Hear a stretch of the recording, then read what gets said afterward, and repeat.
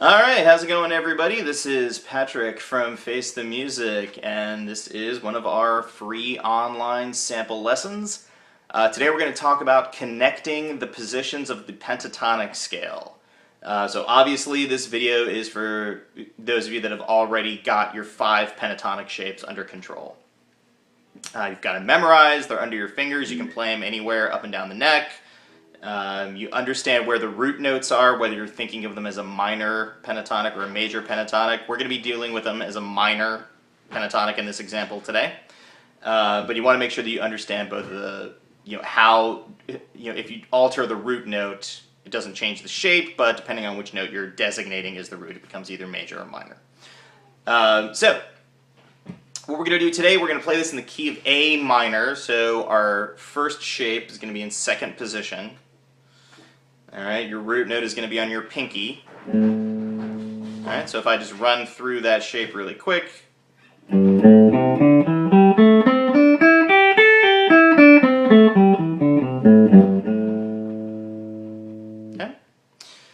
And we're going to deal with just the notes on the bottom 2 strings, on the low E and the A string. I'm going to play them with my first and my third finger.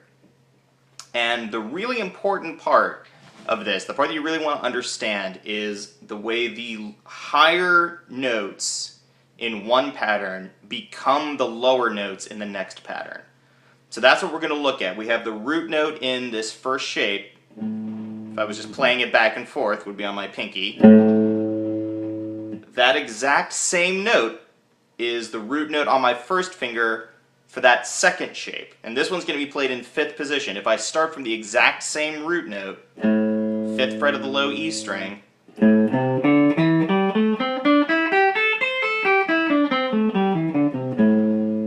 there's my second pattern. So what we're going to talk about is how to connect those two when you're just improvising, playing back and forth, that kind of thing.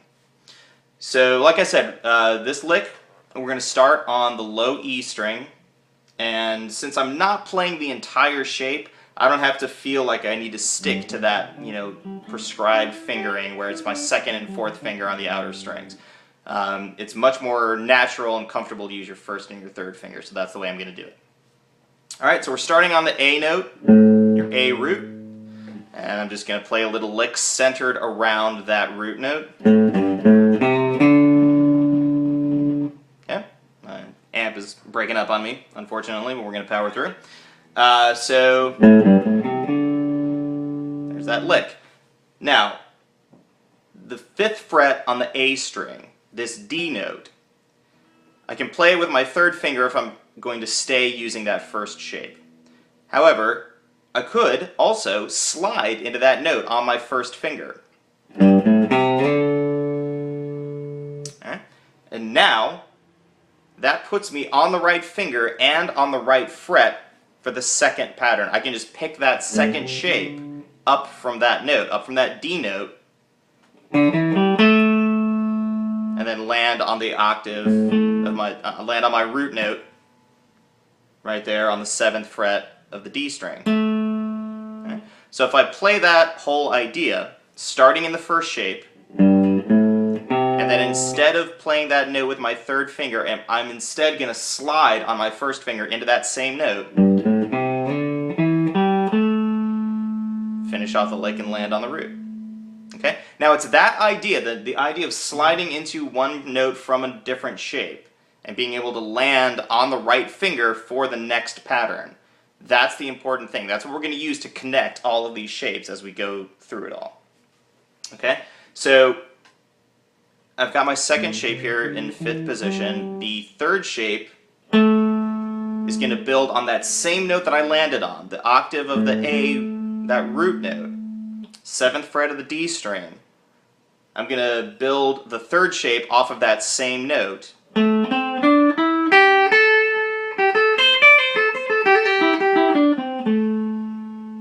Okay. So what I'm going to do is, just like I changed the note that I played with my third finger into a note that I slid into with my first finger, just like I did that to get from 1 to 2, I'm going to do that same thing to get from 2 to 3. Alright, so that's going to sound like this.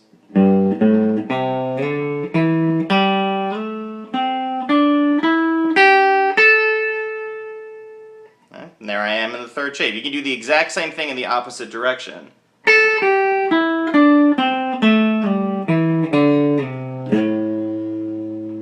Okay, so there's my whole lick.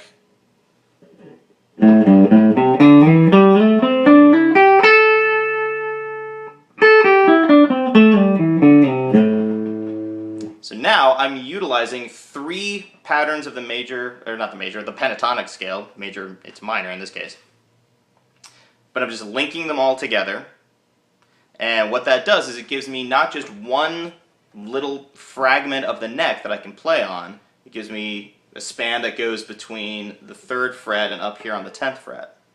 Okay, so I've linked those 3 shapes together, and I could keep going following that same kind of logic all the way up the neck until I hit the, the octave of that first shape that I played. Hit that on the 17th fret.